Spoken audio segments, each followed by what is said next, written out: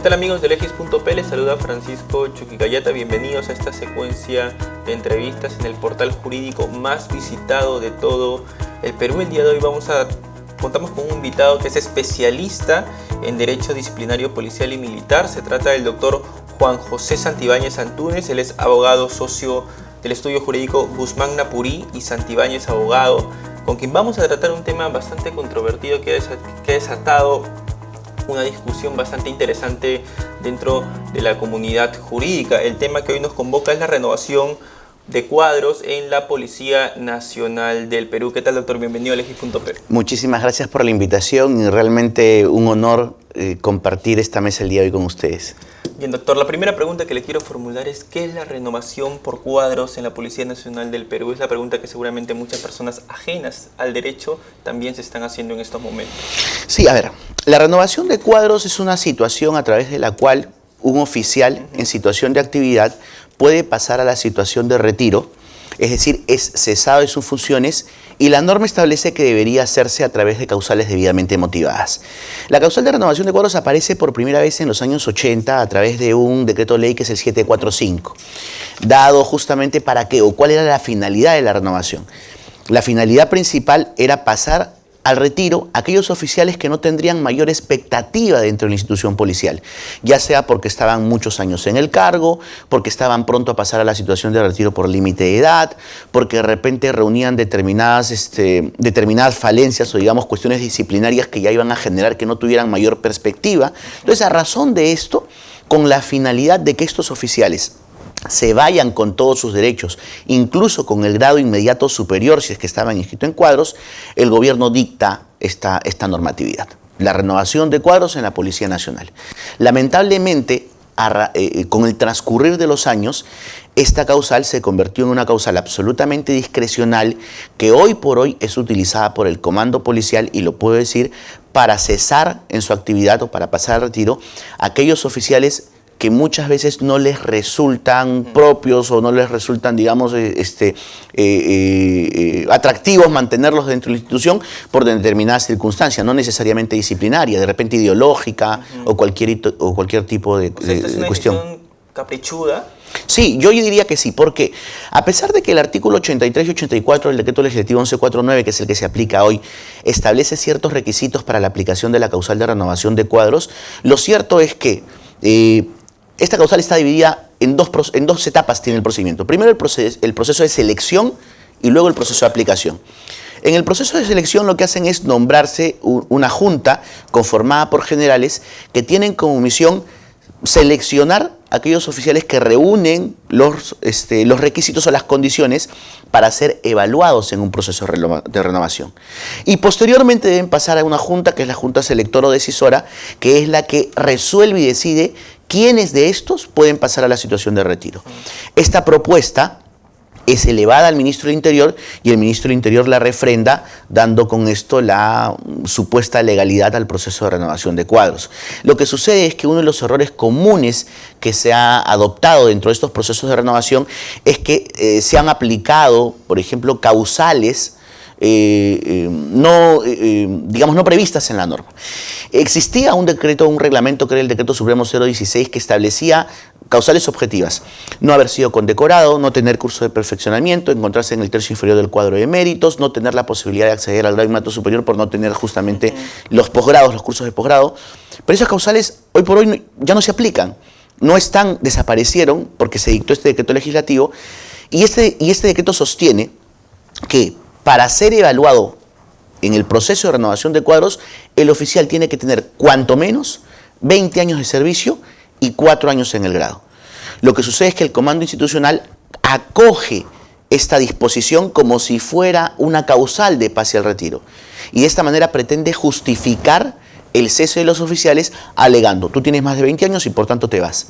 Cuando la norma no dice eso, cuando la norma lo que dispone es que los oficiales con más de 20 años de servicio y 4 años en el grado pueden ser calificados para pasar a la situación de retiro, pero necesariamente tienen que sostenerse en causales objetivas. De otra manera, estaríamos hablando de una facultad absolutamente discrecional, ya sancionada por el Tribunal Constitucional a través del precedente vinculante 090 del 2004. Para que la gente nos entienda, usted sostiene de que hay un vacío que debe ser cubierto. Sí, lógico. Lógico. Y no solamente lo sostengo yo, hay un informe que es el informe defensorial número 56 de la Defensoría del Pueblo que establece con claridad que tienen que regularse las causales objetivas para pasar a un oficial a la situación de retiro por causal de renovación de cuadro, porque de otra manera lo dejas a una facultad discrecional que lógicamente puede ser cuestionada a nivel jurisdiccional. Y es más, y el precedente vinculante del tribunal es claro. El precedente vinculante dice que tiene primero que analizarse de manera adecuada la foja de servicios. Segundo, que este análisis tiene que tener criterios objetivos. Tercero, tiene que justificarse el interés público. ¿Por qué yo paso al retiro al mayor Santibáñez y por qué no paso al retiro al mayor Antúnez? Que eso es absolutamente primordial. Pero otro criterio adicional que no lo adopta ninguna institución es que dice, la causal de renovación de cuadros, ¿qué implica? Implica pasar al retiro oficiales que constituyen prácticamente un excedente dentro de la institución, considerando, digamos, la perspectiva piramidal que quiere tener la institución policial y también las Fuerzas Armadas, dentro de las cuales también se aplica esta causal de renovación. Entonces el tribunal dice, bueno, seamos objetivos. Si yo tengo 400 mayores y tengo 380 puestos para mayores, primero hago los cambios, asigno los puestos de comando y con respecto a estos 20 que me sobran, ¿qué hago? Les aplico la renovación, pues. Ese sería un criterio objetivo. Pero eso no se hace jamás, no se hace nunca. Primero se aplica la renovación y luego agarran y distribuyen a los oficiales con los que han quedado en situación de actividad. Cuando ya, durante todos estos años, se ha demostrado de manera fehaciente que la causal de renovación de cuadros ha sido una causal. Y es una causal que viene siendo practicada, digamos, de manera política y absolutamente discriminada. Absolutamente arbitraria, ¿verdad? Usted Sí. ha aludido a la sentencia del Tribunal Constitucional 090-2004, ¿verdad? Sí, correcto. Esta sentencia del Tribunal Constitucional introduce un término, no lo introduce, digamos que ya se encuentra contemplado en la doctrina, ¿no? Introduce el término de discrecionalidad administrativa. ¿Qué significa esto, doctor? La discrecionalidad administrativa es la disposición de libertad que tiene una autoridad para tomar una decisión. Pero, ojo, eso no implica que esa decisión no vaya a estar debidamente motivada. Hay, por ejemplo, hay un libro que a mí me gusta mucho, que es un libro español, que se llama La discrecionalidad sobre las decisiones administrativas, que definitivamente nos expone que estas decisiones no pueden ser, por más que sean absolutamente liberales, de todas maneras tienen que tener su debida motivación. No es ilimitada. No es ilimitada y por tanto, al no ser ilimitada, está sujeta a un control jurisdiccional. Un control constitucional. En ese Por caso, ¿no? supuesto, por supuesto. Bien, doctor, también en esa sentencia se refiere al término de discrecionalidad administrativa y también que esta debe determinarse, debe interpretarse en favor al interés público, ¿verdad? ¿Qué se entiende por interés público? ¿Quién define qué es el interés público? Bueno, el interés público definitivamente podemos definirlo como el interés de todos, el interés justamente de la colectividad, el interés de la sociedad y por tanto que se sustentan en determinados criterios, estándares, parámetros, objetivos. Si es que una decisión del cese de un funcionario público tan importante como un policía, que es quizás el único funcionario público destinado a tener un contacto absoluto con la colectividad o con la sociedad, ¿correcto? Debería justificarse su pase a la situación de retiro en buscar los mejores cuadros para que continúen desarrollándose dentro de la policía, más aún cuando tienen una función tan importante, vuelvo a reiterarlo, como la función de la seguridad. Por ejemplo, te cito dos casos. Se pasó a la situación de retiro a dos oficiales. El mayor Mendoza, el año pasado, que es un oficial que fue becado por la policía, siguió el curso del ESUPOL, terminó en el primer quinto, es decir, dentro de los 5 primeros cursos, de los 5 primeros puestos, un oficial con alta trayectoria, y a pesar de que la norma te dice que tú no puedes pasar a la situación de retiro un oficial que ha seguido un curso de perfeccionamiento por lo menos por el plazo de 2 años, ¿por qué? Porque tiene que retribuir de alguna u otra manera el gasto que el Estado ha hecho para formarlo, lo pasaron al retiro por causal de renovación de cuadros. ¿Por qué? ¿Antigüedad? No por su antigüedad, porque encima es un oficial joven. Encima es un oficial joven. Lo pasaron a la situación de retiro porque el acta de consejo de calificación de oficiales generales lo determinó así. Otro caso más. Por ejemplo, el caso del comandante Glenn Valdivia, que hoy por hoy, el día de ayer justo, el Poder Judicial acaba de ordenar su reincorporación inmediata. Un oficial que habla varios idiomas, un oficial capacitado por la CIA, un oficial capacitado por Scotland Yard, un oficial que iba a ser nombrado porque así lo había pedido la Organización de Naciones Unidas, como el primer oficial miembro de la Policía Nacional en Naciones Unidas para la toma de decisiones de la Policía Internacional, capacitado y entrenado por el gobierno inglés, pasaba a la situación de retiro por causa de la renovación de cuadros. ¿Acaso esa decisión no afecta el interés público? Por supuesto, porque absolutamente todos tenemos el derecho de contar con una policía absolutamente capacitada, absolutamente profesional, y en tanto, si es que la organización policial va a tomar este tipo de decisiones, tiene la obligación de justificarla a través de criterios objetivos por qué es que puede perturbar el interés público cesando este oficial. ¿No es suficiente en todo caso concluir o razonar de manera que solamente la antigüedad sea razón suficiente para poder pasar a retiro, aunque el oficial no sea tan joven? Lo que pasa es que la antigüedad no puede justificar un pase a la situación de retiro por causal de renovación de cuadros, primero porque la ley no la establece como causal. La ley la establece como condición para pasar a un oficial de retiro, es decir, condición para participar dentro del procedimiento. Punto número 1. Punto número 2. Suponer que la antigüedad significaría una causal para pase a la situación de retiro, los pases a retiro tendrían que ser promocionales. ¿Qué significa ello? Si voy a pasar al retiro a un oficial de la promoción 82, paso al retiro a todos los de 82. Si voy a pasar al retiro a un oficial de la promoción 83, paso al retiro entonces a todos los del 83. Estaríamos hablando de otro tipo de condición que tendrían que generar, para que no haya una discriminación, tendrían que generar que todos aquellos oficiales se vayan. O en todo caso, si yo, por ejemplo, paso a la situación de retiro al comandante Santibáñez, que tiene 25 años de servicio y 6 años en el grado, y lo paso al retiro por antigüedad, entonces, ¿qué significa eso? Que todos los que están detrás mío, es decir, los que tienen más tiempo de servicio que yo y más años de servicio que yo, tendrían que pasar también a la situación de retiro. Claro, ¿y si ¿por qué me eligen a mí? Y si esta antigüedad mella en las habilidades de este oficial, ¿esa podría ser razón suficiente para poder pasarlo a retiro? Sí, claro. O sea, la discusión aquí, y eso es lo que tiene que quedar claro, yo vengo estudiando la renovación de cuadros hace 18 años. Fui de los primeros autores que este tema lo trató a nivel latinoamericano. Incluso en el 2004 se publicó mi primer libro de renovación de cuadros en la Policía Nacional del Perú. Y siempre lo he sostenido. En la medida que se puedan establecer causales objetivas para un pase a la situación de retiro, sí es posible. Pero el tema es que no las hay. ¿Puedes establecer causales objetivas? Sí, vuelvo a reiterarlo. No ser condecorado, no haber seguido cursos de perfeccionamiento en el grado, encontrarse en el tercio inferior del cuadro de mérito del proceso de ascenso, no tener los requisitos para seguir los cursos de posgrado. Es decir, puedes tener muchísimas causales, estar pronto a pasar a la situación de retiro por límite de edad, porque lógicamente el límite de edad es una causal, pero también podrías establecer que pueden pasar a la situación de retiro aquellos oficiales, por ejemplo, que estén a 12 meses de pasar a la situación de retiro por límite de edad. Puede ser una causal objetiva. El tema es que no hay disposición del comando institucional de poder establecer estas como causales objetivas, porque definitivamente eso, digamos, establecería un estándar lógico y bastante cerrado que tendrían que aplicarlo y quizás les impediría pasar a la situación de retiro a oficiales, a oficiales que no están dentro de ella. Con decirte, mira, que esta causal es tan absurda y tan abusiva que en el año 2016 se pasó al retiro a un señor oficial,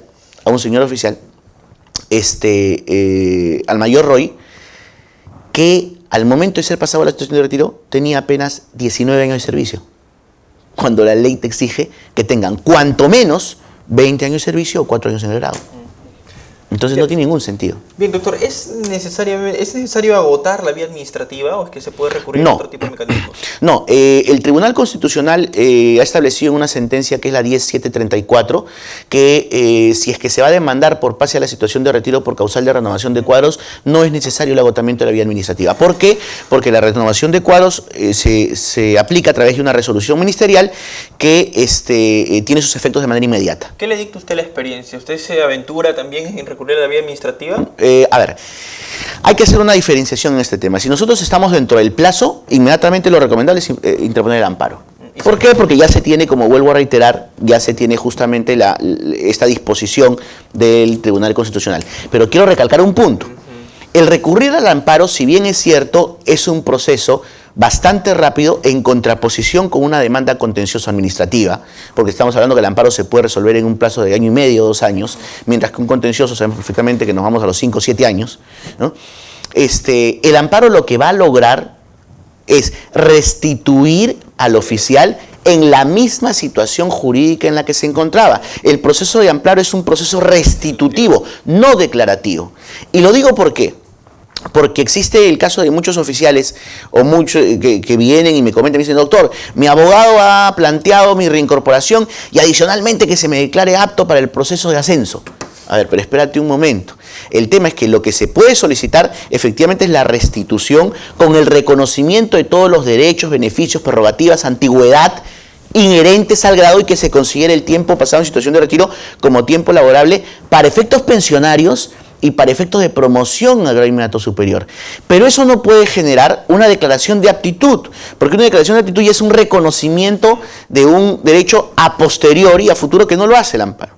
Es más, mucha gente me dice, doctor, yo lo que quiero demandar es que me coloquen exactamente en el cuadro de mérito del proceso de ascenso con el reconocimiento de otros temas adicionales. Bueno, ahí tendría que irse a través de un contencioso, porque el contencioso sí es un mecanismo que permite hacer eso. Valga cualquiera de los dos, si es que estamos dentro del plazo, lógicamente, el hecho es no agotar la vía administrativa, porque ya está reconocido de esta manera por el propio Tribunal Constitucional, y recurrir a la vía del amparo. Ahora, la vía del amparo es la vía pertinente para un proceso de renovación de cuadros porque también así lo ha establecido el Tribunal Constitucional a través de una sentencia que es la sentencia 1314 del año 2011, en el caso del coronel Maza Quevedo, y estableció que las excepciones de incompetencia propuestas por la Procuraduría no son, digamos, no resultan ser válidas porque contraponen el precedente vinculante 090-2004 y en consecuencia de ello la pertinente es la vía del amparo. ¿Un amparo mal formulado decanta en el rechazo? Sí, claro. Sí, claro. ¿Y eso de que depende de la preparación del abogado que asesora pues, a su cliente? ¿No? Lo que pasa es que nosotros hemos visto amparos rechazados, y esto tiene que quedar claro porque también tenemos la consulta de muchos oficiales que consideran que por el hecho de haber sido pasados al retiro, yo presento mi amparo y ya estoy asegurado que la resolución va a salir. No, el amparo tiene que estar debidamente justificado, como vuelvo a reiterar, en el precedente vinculante 090. Establecer por qué razones el 090 resulta ser de aplicación para el caso concreto que se está demandando. Y por otro lado, justificar con fundamentos de derecho que permitan acreditar que esta causal ha sido aplicada de manera arbitraria en el caso concreto, ¿no? Bien, doctor, ¿y qué pasa si se vence el plazo para presentar el amparo? Esa ha sido una pregunta bastante casual. Bueno, inicialmente, si se vence el plazo para recurrir al amparo, lógicamente la única vía que podría quedar habilitada sería el contencioso administrativo. Ahora, el tema es qué hacer si se me vencen las dos vías. Si se me vence el amparo, si se me vence el contencioso administrativo. Nosotros hemos tenido la suerte de obtener resoluciones debidamente fundamentadas en procesos interpuestos, en realidad 1 o 2 años posterior a la aplicación de la causal de renovación de cuadros, por una razón. Para que se aplique, y vuelvo a reiterar, la causal de renovación de cuadros, tiene que ser necesario o tiene que existir o preexistir un acta de consejo de calificación. El hecho es que en años posteriores, ojo, y eso ya no está ocurriendo, ya no está ocurriendo ahora, porque entiendo que han aprendido la lección del Poder Judicial. En años anteriores lo que se hacía era se notificaba solamente la resolución y no se notificaba el acta de consejo de calificación. Al no notificarse el acta de consejo de calificación, se está vulnerando el derecho del oficial. Y ya lo ha dicho la Corte Suprema en una casación. El acta de consejo de calificación es el documento previo a la emisión del pase a la situación de retiro por causal de renovación. Porque la decisión, o mejor dicho, o el proceso de calificación y decisión, la toma el acta de consejo de calificación. La norma pretende establecerlo como una propuesta, Pero lo cierto es que la decisión está ahí. No existe ningún proceso de renovación de cuadros en donde el ministro del Interior no haya tomado la decisión o no haya acogido los nombres propuestos por el acta.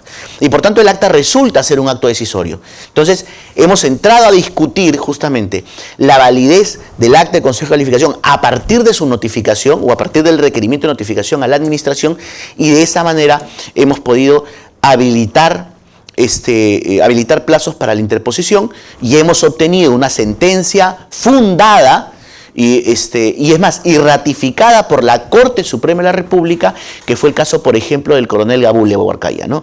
En el caso del coronel, un excelente oficial, un oficial de altísima trayectoria, que hoy por hoy ya se encuentra en la situación de retiro, pero que cuando fue pasado el retiro de manera arbitraria, sus derechos fueron absolutamente vulnerados, no se le había notificado el acta de Consejo de Calificación, es más, el acta contenía errores, y lo que hicimos fue recurrir al Poder Judicial, y el Poder Judicial declaró fundada la demanda en todos sus extremos, y que llegó incluso hasta la Corte Suprema vía casación, y la Corte Suprema consideró en este caso que el acta era justamente el documento que vulneraba sus derechos, y por tanto debía ser como efectivamente fue reincorporado.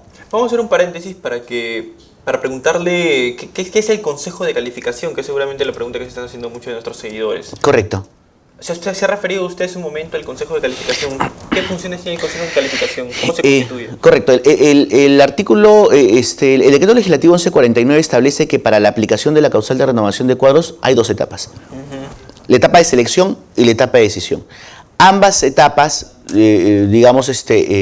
administradas o llevadas a cabo por un Consejo de Calificación. Este Consejo de Calificación es el Consejo de Generales de la Policía Nacional, nombrados a través de una resolución directoral, y que tienen por finalidad la evaluación de todos los legajos del personal policial, de todos los IVOs, con la finalidad de determinar qué oficiales deberían ser pasados a la situación de retiro por causal de renovación de cuadros.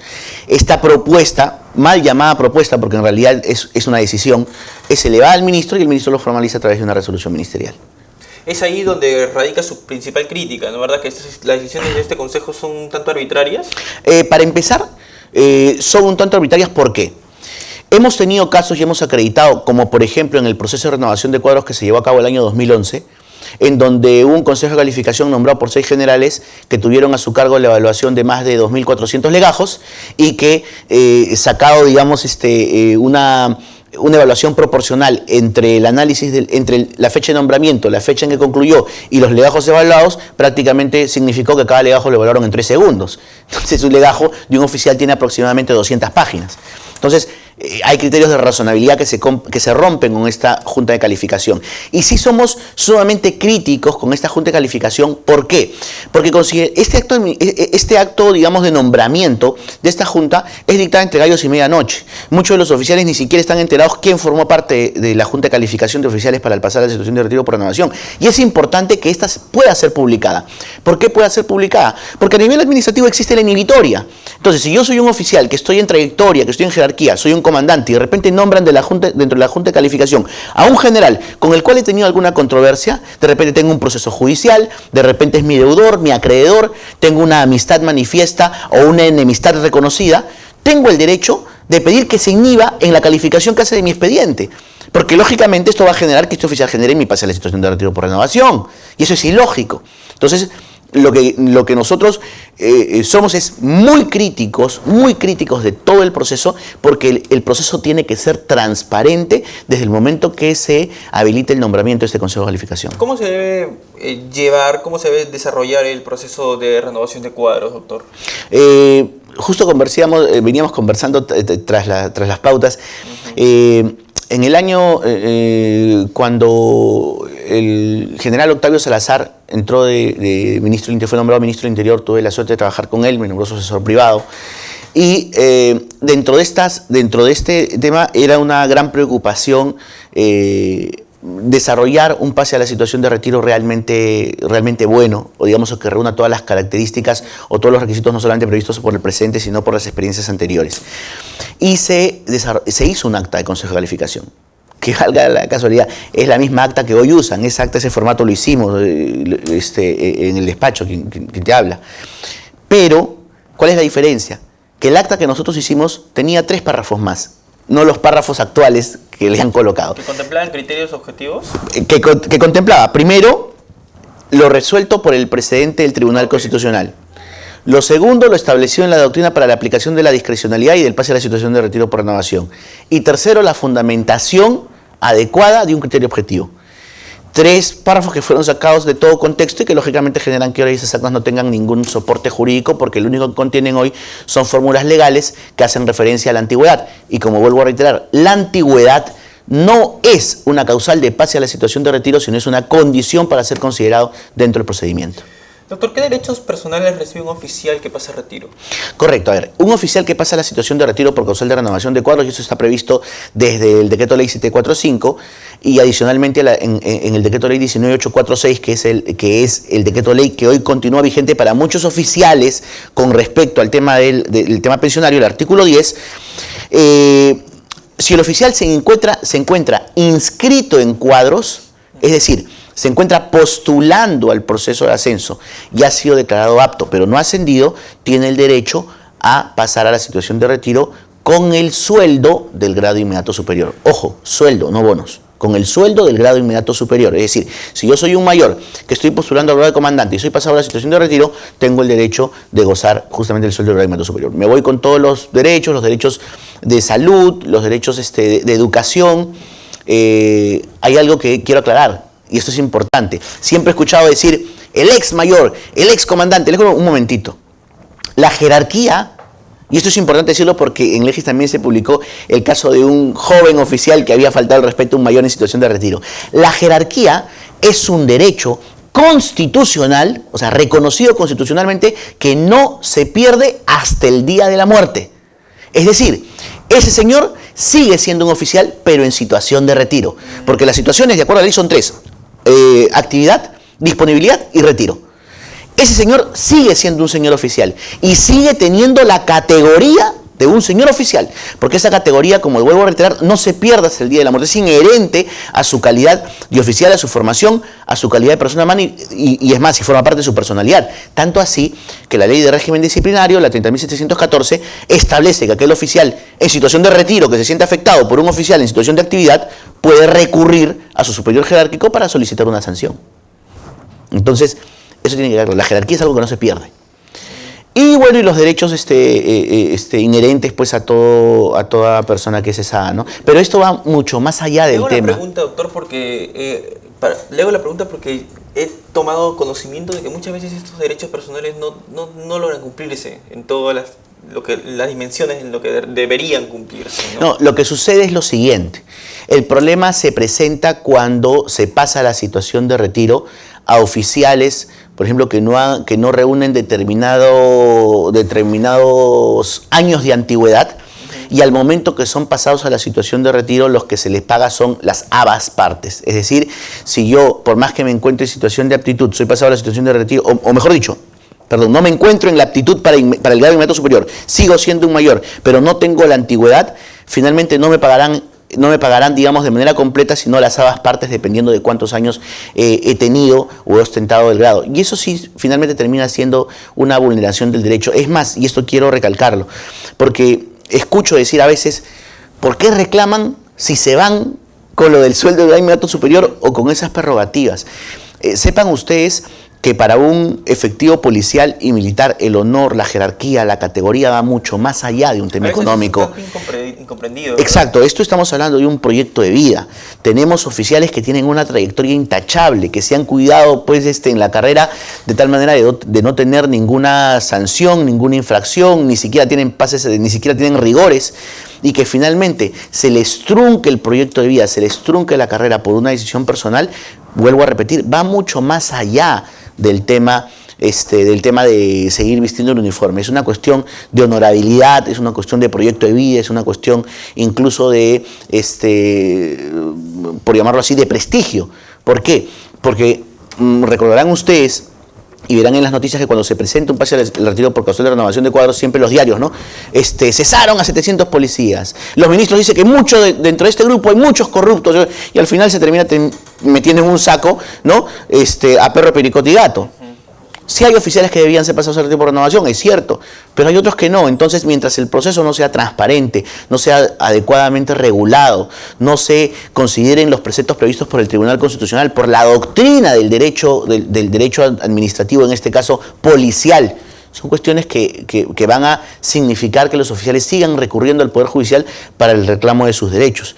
Y un Poder Judicial que, valga la redundancia, que está aprendiendo porque ha aprendido a conocer estos términos y estas cosas.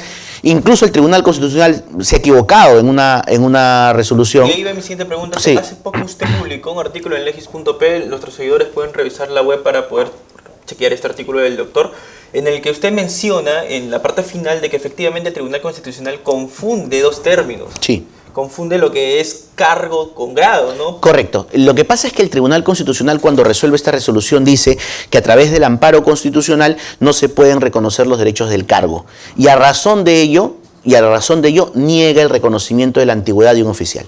La antigüedad no es un derecho del cargo, es un derecho del grado. Cargo y grado son dos cosas absolutamente distintas. Uno definido en el artículo 16 y el otro definido en el artículo 23. ¿Qué cosa es el cargo? Es el derecho que tiene un oficial de estar en determinado puesto de comando de acuerdo a su jerarquía.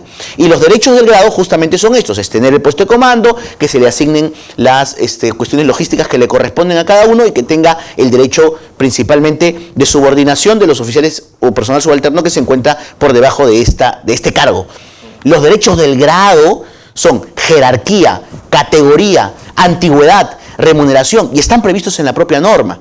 Entonces, el Tribunal Constitucional, cuando ha resuelto negando los derechos del cargo, cuando en realidad los derechos que reclamaba el oficial eran los derechos del grado. Y el Poder Judicial confundió este tema y comenzó a denegar la antigüedad al momento de restituir al oficial para efectos de la promoción al grado de mando superior. Gracias a Dios, a razón de la publicación que hicimos en Legis, ya las Cortes Constitucionales y las Salas Constitucionales están adoptando este criterio y hemos demostrado fehacientemente que el Tribunal tuvo un error por no interpretar adecuadamente la norma o por no conocer cómo son los criterios que rigen la legislación policial. Y esto, doctor, a propósito es bastante ilustrativo porque permite contemplar un panorama en el que quizás no se haya explorado mucho. Sí, correcto, claro que sí. Es un panorama que hoy por hoy está naciendo, sigue creciendo. Nosotros en realidad veo con mucha alegría jóvenes abogados que hoy desarrollan esta categoría del derecho policial.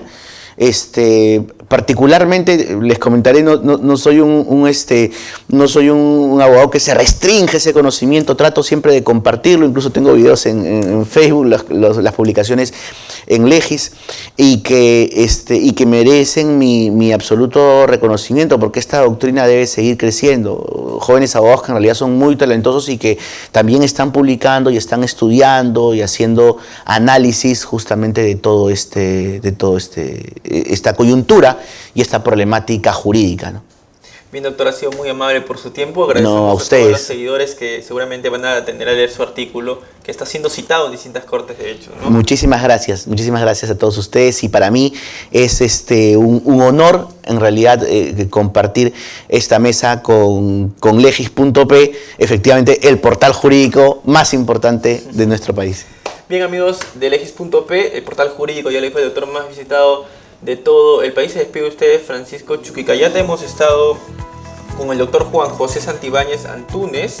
Él es abogado especialista en Derecho Disciplinario Policial y Militar. Compartan esta entrevista en todas nuestras plataformas. Vamos a compartir esta entrevista en todas nuestras plataformas digitales, y ustedes también compártanlo, que luego de esto van a haber algunos incentivos para las personas que realicen e interactúen con nosotros a través de esta entrevista.